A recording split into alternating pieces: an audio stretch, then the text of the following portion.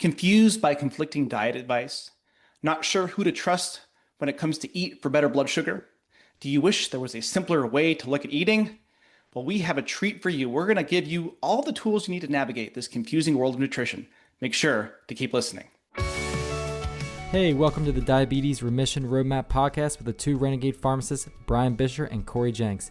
You are listening to this because you are a person with type 2 diabetes who is committed and driven to breaking free from this diagnosis and creating a real, meaningful change in your health and life. In these episodes, we're here to help you ditch the scripts with doses of unconventional wisdom on topics such as fitness, nutrition, medication, mindset, and more. So without any further delay, let's dive right in. Welcome back to the Diabetes Remission Roadmap podcast. Brian is off somewhere shoveling snow or rooting for the Bengals to have a better spring camp this year, which is why I have someone much, I'm not going to say smarter than Brian. Actually, I will. Someone much smarter than Brian here to help us out navigate the crazy world of nutrition. Our guest today is Amy Berger, a U.S. Air Force veteran and certified nutrition specialist who helps people do keto without the crazy. She writes about a wide range of health and nutrition-related topics, such as weight loss, diabetes, Alzheimer's disease, thyroid function, and more. She has presented internationally and is the author of the Alzheimer's Antidote, The Stall Slayer, and co-author of End Your Carb Confusion, along with Dr. Eric Westman. Amy, thank you for joining. Thank you, Corey. I'm happy to be here. All right. We normally interact online, where it's just nothing but reasonable takes and sane people having nuanced discussions about nutrition. However, I will say along the path as a pharmacist that I took to becoming a nutrition-first diabetes provider, the algorithm fed me a lot of wild stuff along the way. And your writing was some of the foundation that kept me grounded and sane in a world where I live in the West, so I'll say the Wild West of nutrition. So I'm a provider of healthcare, and I felt very overwhelmed and even anxious about nutrition sometimes. From your perspective, we're going to get hot right out of the gate here. Why has eating for health and blood sugar become so confusing for people? That is a great question. I'm not even sure of the answer, but if I had to guess, I mean, my perspective on it is that some of what we meaning you and I and other people in the low carb field, the kinds of things that we advise people regarding blood sugar and healthy eating is in direct contrast to what people have heard for, many decades, if not their whole life. We're telling them it's okay to eat red meat, it's okay to eat butter, and you don't actually need all those quote unquote healthy whole grains and all that fiber. And, we're recording this here in January 2026. And the US dietary guidelines have just had a major shift. So that sort of public health advice might be changing over the next few years. But for the most part, I think there's just a lot of cognitive dissonance. There's a lot of people who can't wrap their heads around the possibility that so many of the things they've been told not to do are the things they should be doing to get better blood sugar and, restore their insulin sensitivity. Yeah, it's an interesting experience that personally I've had is people I've taken care of who have followed the guidelines. They ate the bottom of the food pyramid. They had 12 servings of grains a day and they were sick. They were on medicines and they do the opposite and they get better. And I think part of the confusion can come when their healthcare provider says, "Oh my gosh, that's terrible. You're doing it wrong. What are you doing?" Yet they're the ones who've lost the weight, improved their blood sugar, and are looking at a healthier, stronger life. And this is a diabetes podcast for people who are coming off medicines and their doctors don't even know how to stop them because they've never seen it happen, which I think is sort of tells the story of how good that diet advice was to start with. Yeah, I agree. It's there was an old cartoon where there was a guy at the doctor, and the doctor says something like, "You went on the Atkins diet and you lost 20 pounds, and your blood sugar is normal now, and your blood pressure has come down, and you're walking 2 miles a day, but I'm telling you that diet's going to kill you." Mhm. I mean, that's kind of where we are. I feel like it's changing maybe, but it's changing very, very slowly. And I might be more optimistic than is warranted because, you and I, like you said earlier, the social media that we follow, the sort of circles that we run in, this is just what people do. So it seems like, oh, it's spreading and everybody does this when it's still a tiny fraction of the overall population and the overall medical profession. Right. It's kind of a world where if you eat healthy, you're considered weird because we become so conditioned to eating processed food, whatever you want to, whatever the norm is, whatever is, whether it's buying fast food, whether it's buying stuff from a package and calling that normal. The snacks I see at my kids' games that make me go insane, that my wife and I just pick through with a fine comb. And it's considered normal to have, instead of giving someone fruit, give them fruit snacks. So eating quote healthy is the odd thing right now. Yeah, I do some group coaching, and sometimes people will ask us, what do I tell my friend when they ask me when I'm going to eat normally again? And we're like, well, what does eat normally mean? The quote unquote normal way you were eating before made you diabetic, gave you joint pain, gave you heartburn. Like, what do you really want to be normal? Or if normal, unfortunately, like it is in this country, normal is to be on two, three, four medications. Normal is to have a lot of brain fog, be fatigued. If that's what normal is, I don't want to sign up for that. So like, Yeah. when am I going to go back to eating normally? Never.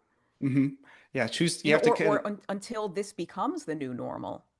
Well, it was the normal up until about 50 years ago when companies decided they could make more money selling us unhealthy things that will eat a lot and not keep us full. One thing that, and you are a, I won't call you a social media warrior because you're too polite for that. For people listening who get a lot of advice, and I've seen this with clients and patients I've worked with. Well, I was on Facebook and this person I follow on Facebook said I can't do this, or this other person said I must do that. I know that we had a recent tweet or X that we both were like, this is insanity. This is why people don't want to do it because some of the culture is either you have to be absolutely perfect. You have to eat organic, pasture raised chickens that have been massaged and sung to bed at night, versus everything's fine in moderation, even though you're sick. So, if you're, for our listeners, how can we help them cull through that noise and find some sanity out there? Or is there no sanity? Yeah, that's, oh man. I think it's so hard to even tell someone how to go about this, because ideally you say, well, look for someone with a reasonable credential. Look for an MD, look for a DO, look for an RD, look for what. But there's a lot of those people out there giving advice that you and I would not agree with. And I'm Mhm. not saying anyone is deliberately trying to hurt anybody, but having a credential doesn't necessarily mean that what they're going to say is going to be helpful for you. And on the flip side of that, you and I both know tons of people that are just self-taught lay people, reversed their own health issues, improved their own lives radically, and they have no fancy letters after their name. So even that is not really like, it is very hard to know who to trust. And I this actually came up in something that I was doing the other day. I think ideally you start with someone with a legitimate credential of some sort, but even beyond that, what are you taking from that person? If they are only trafficking in fear, if everything you hear from them is this thing is toxic, this is bad, don't do this, that will kill you, is that someone you really want to follow? Is that someone who you want to invite into your mental and emotional space? Or follow someone that's actually giving you valuable information that is making a difference for you rather than just scaring the bejesus out of you. And um and I think beyond that, and this may be harder for some people to figure out what is worth listening to, but I always think if someone is telling you not to do something, or to try doing something, they should be able to explain why. And Mm. if they can't explain some kind of biochemical mechanism or the physiological rationale, like, okay, maybe they don't have to sound like a textbook, but they should have some sort of logical explanation that makes it sound like, okay, this is worth trying for me. Let me try it and see what happens. But if they're just spouting nonsense with no ability to explain the reason why, like run in the opposite direction. The trafficking in fear is something I want to unpack there because I think unfortunately the algorithms reward fear. They reward the clickbaity things. They reward things like don't ever use a microwave, or if you eat a Costco chicken, you're a terrible human being. And we live in the real world. We have to do things that work for the people that we work with, that fit into conflicting schedules, budgets, life, kids, aging parents, careers, all of these things play a role. And if you're walking around scared all the time, first off, when you're scared, your cortisol is going to spike and you're going to raise your blood sugar. So if someone's scaring you, it's bad for your blood sugar. But I love that you want someone to explain why. And I think simple terms, because if they can't explain it in a way that's simple, then I don't think they really understand it. Yeah, So, there's a paper I read a while back. I think you know my co-author, Dr. Eric Westman, very well known in the keto and low carb world. And he was quoted as saying something like, a low carb diet makes perfect sense to our patients. We can't really understand why other physicians can't wrap their heads around it, but the patients grasp it easily. If you have a condition that is literally defined by high blood sugar, then stop eating the things that raise your blood sugar. Like, mhm. oh, okay, thanks. That's really simple. Yeah, And it's really straightforward and easy to understand. yeah. Well, that's the goal. And so, on the topic of simplicity, I'm all a fan of simplicity. And let's get into some tactics. If someone's trying to improve their blood sugar, what are some simple things, basic principles that really matter the most? And what's some stuff that maybe they could push to the wayside? What are the maybe three or four big rocks to move, and the little things to maybe worry about later on? Quick pause for a second, because if you're listening to this and thinking, okay, but how does this actually apply to me? We want you to know you don't have to figure that out alone. If you're on diabetes medications, your A1C is high, or even if it's in range, and you still don't feel good about where things are headed, we offer a free diabetes medication exit strategy call. We'll help you understand what's driving your blood sugar, what's realistic for reducing or stopping medications, and whether a real exit strategy makes sense for you. You can book it anytime. Link in the show notes. All right, let's get back to it. Yeah, I think if somebody's sort of brand new to learning about this or brand new to kind of cutting back on the carbohydrate in their diet, the biggest thing is just don't drink sugar. Mm, Don't No fruit juice, no smoothies, no sugar sweetened soda. If you want to have a diet soda, you can. Don't believe the people that are making you think like artificial sweetener is going to kill you. Um, just that is going to probably mess with blood sugar the most. Is just liquid sugar. And then any of the most obvious sources of sugar, like, pastries and cookies and cupcakes and all these sorts of things, because not everybody, like, this is heresy, I know, not for you and me, but not everyone needs an ultra strict ketogenic diet. Some people can just cut back on carbs to some extent and see their blood sugar improve massively. So, like, ideally, maybe you also, like, don't eat some of the foods that we would otherwise consider to be perfectly healthy, wholesome food, like potatoes and brown rice and beans.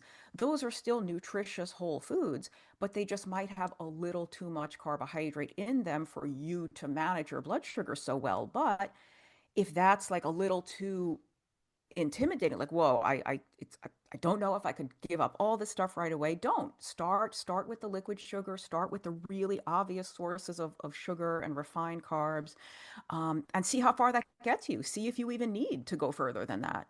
yeah, and I think that's something we stress on this podcast with the clients we help is we are not a ketogenic program. We're not a ketogenic podcast.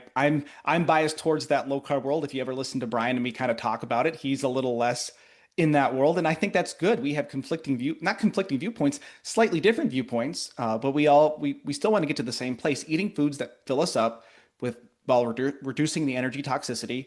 And like you say, some of the best things you can do are reducing those obvious signs of added sugar and not being afraid of beans or potatoes if you just can't give them up. Because yes, they are at least a whole food. They come with some fiber. They're going to help blunt, the beans especially are going to help blunt some of the blood sugar response. But yeah, and that's what I actually love. If I can make a book plug for you, is the End Your Carb Confusion book. That was one that I loved to read because personally, I don't eat a strict ketogenic diet. I don't want to.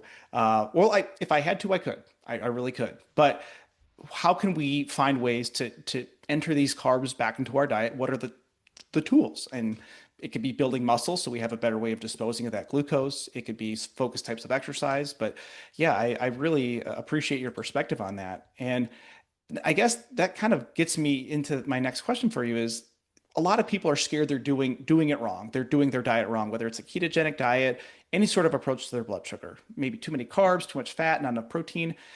What are people stressing about that doesn't matter too much? And you mentioned diet soda, so something along those lines. Like, what are people stressing about that they need not to be stressing about? Yeah, wow. But before I answer that, if I could just add one thing to what we were Absolutely. talking about before, like, okay, what are, where would you have somebody start or like kind of ease into this? Hmm.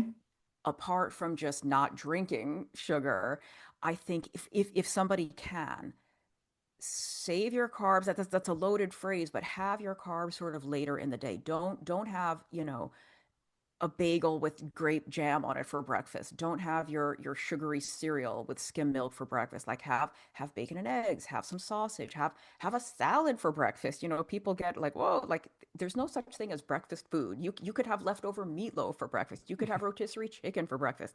But I think having your first meal of the day be very low in carbs at least sets your body up for the rest of the day to kind of have lower blood sugar, lower insulin, and rather than spiking these things like skyrocketing them first thing in the morning, and then you're kind of riding those cravings and that hunger the whole rest of the day. So I would lean toward having the starches with dinner more so than with breakfast. Yeah, I've heard the term naked carbs. Don't have your carbs naked, have it with some protein and some fat to help blunt that response. But yeah, starting the way that I mean, I was raised on cereal. So, and I wonder why our kids Same. are go crazy is you give them a bowl of sugary breakfast cereal and then you're hungry an hour later and they're cranky. And anyways, yeah, our kids get bacon and eggs and they do get toast and from grandma's homemade sourdough, which I'm very spoiled to be able to give them. So Nice, I love, nice. but I love that advice. Start your day strong. Start it with by avoiding those glucose spikes. And not only is it about blood sugar, it's about your mood and your energy throughout the day. Yeah, I mean, for some people, I think some people are affected by that more strongly. But yeah, I mean, people could be having brain fog as their blood sugar starting to tank, and like the fatigue. So absolutely. Great. And so I want to get back to stressing people out. So you mentioned don't stress about a diet soda. Are there any other patterns you see of people stressing about? Maybe, they call it majoring in the minors. What are some of the small things that you see people get tripped up on when they could be moving those bigger rocks towards a healthier blood sugar? Yeah, the artificial sweeteners are a huge one. Hmm. Um, and there's so many.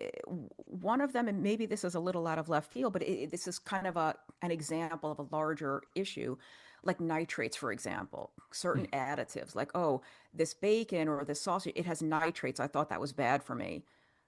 Well, there are a handful of people that may be sensitive to nitrates in some way, but most people eat this stuff just fine. We've got people doing lower carb diets for decades and decades who eat this regular stuff from the store and it's fine. And really any of those sort of additives or like you said the it's not grass finished and it's not organic and I'm like, okay, the reason that reducing your carbohydrate intake can be helpful for diabetes has nothing whatsoever to do with the purity or the provenance of the food. It has nothing to do with whether the cow was finished on pasture or not. And I'm all for small farms like that if you can afford it. But like you were saying before, we put up these barriers if you can't get everything from the farmers market and you can't get all the most pristine stuff, that's okay. If you know who Mark Cucuzella is, right? Yeah. So Dr. Mark Cucuzella has a guide. It's literally called Low Carb for Any Budget, and they talk about things that you could buy at the dollar store. Hmm. Because if we put up this huge barrier, we are automatically keeping out literally millions of people who would benefit from eating this way. Dr. Westman has patients who don't cook ever. He has one guy that lost 100 pounds eating off the McDonald's dollar menu. I don't know if it's a dollar anymore. Back then it was like McDonald's burger patties, just no sugary soda, no fries, no bun. And so I think there's just people are caught up in the food purity thing, and it is completely unrelated to the biochemistry of, of how this works if you are trying to lower your blood sugar. Yeah, and what I like about what those examples you give is this is about sustainability. And if this is not, as we said, eating healthy, when can I stop eating healthy? Like, no, this is a lifelong commitment. And in your work, what I really love is that you emphasize eating in a way that's sustainable and enjoyable. And why do you think that is so important for long-term, not just health, but blood sugar success? Well, again, I'm gonna like put that on pause. I'll come back to that because I do love that question. But I think probably the biggest thing that I forgot with the previous question, and this may be controversial because I don't even know your take on this, Mm, but everybody talks now about seed oils. We used to mm, call them vegetables, things like canola oil, soybean oil, sunflower oil, corn oil. And I am not suggesting that these are health foods and that we should go out of our way to eat them. But again, if we put some kind of purity test or quality test on our food and we say, you can't get ranch dressing from the supermarket because it has soybean oil. You have to get the special one with avocado oil that's $9 a bottle. You mhm, can't have your regular Hellman's mayonnaise. You have to buy, again, the avocado one that's $10 a jar. You are putting up a barrier. mhm, And I know that the seed oil issue is very controversial, but here is what we know.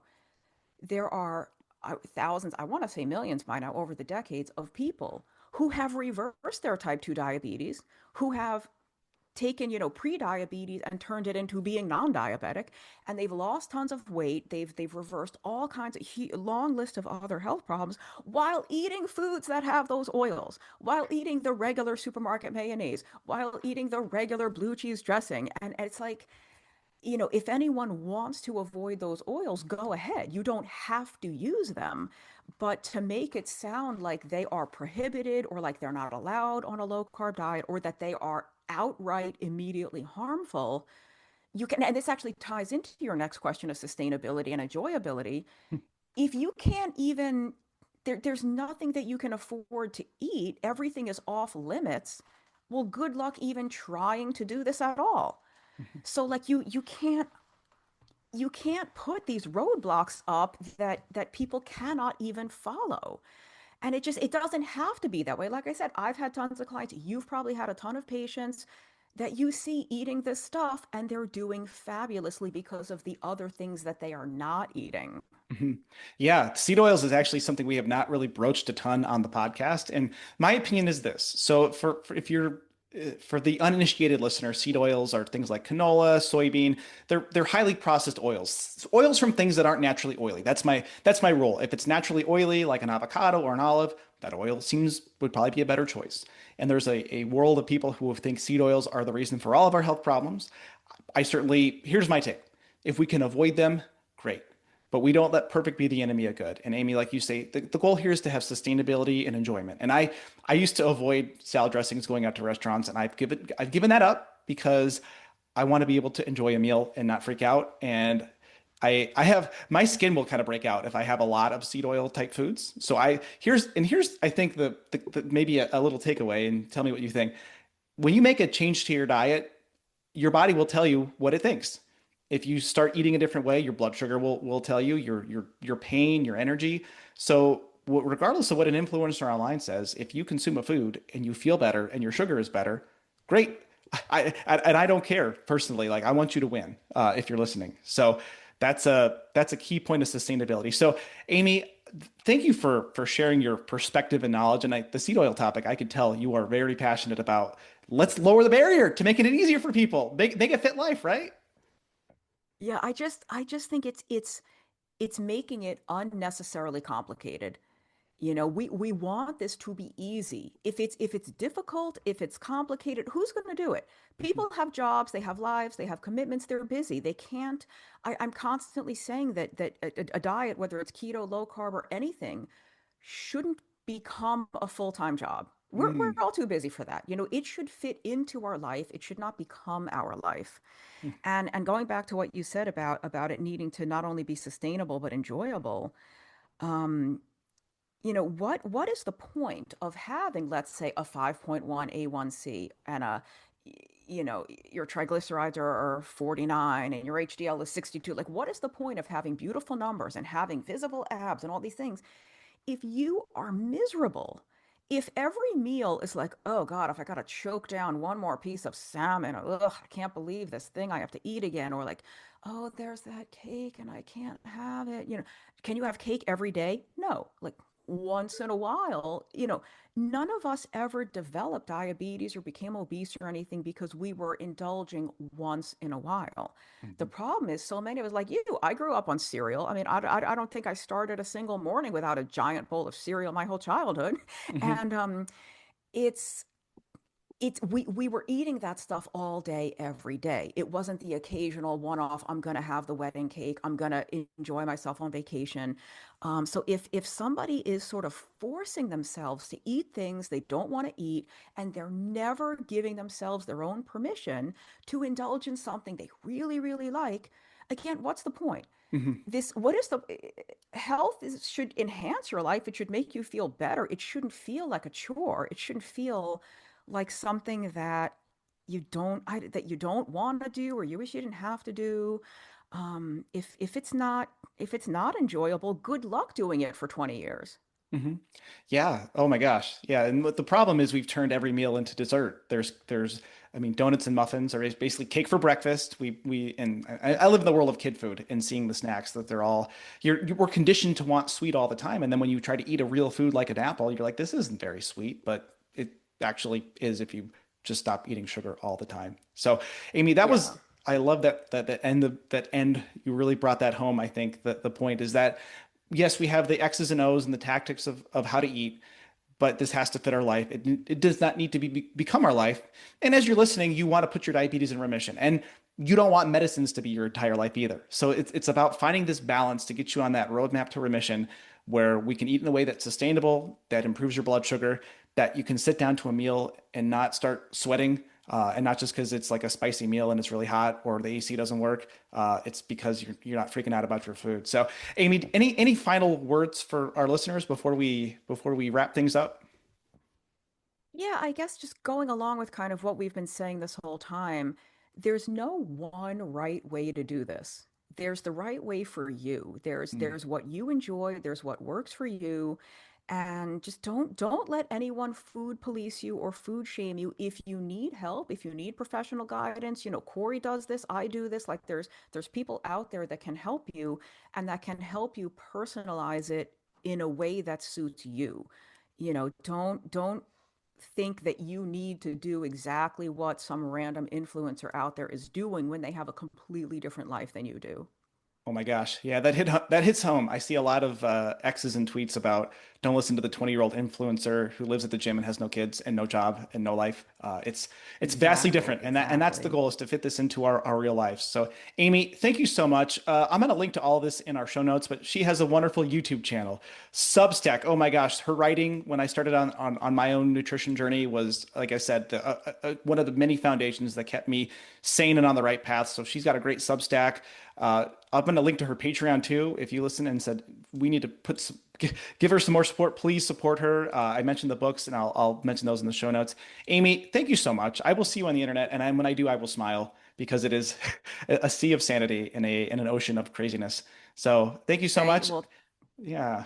and Uh, thank you for what you do. I think we are simpatico in terms of how we feel about all this, and I'm grateful that there are other people who are somewhere in the middle, and we refuse to be dragged to the extremes. Here, here. All right. And well, thank you all for listening. Until next time, we'll catch you on the Diabetes Remission Roadmap podcast.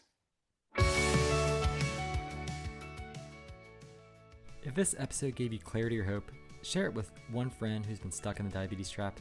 That's how this mission grows. One person, one family, one story at a time. And if you haven't yet, leaving a quick review helps more people find the show and realize they're not stuck with meds forever. It takes less than a minute and it means the world to us. Thanks for being here, and thanks for being part of this movement toward freedom. Thanks for listening to the Diabetes Remission Roadmap. The ideas discussed here are for general informational purposes only and do not constitute medical or nutritional advice.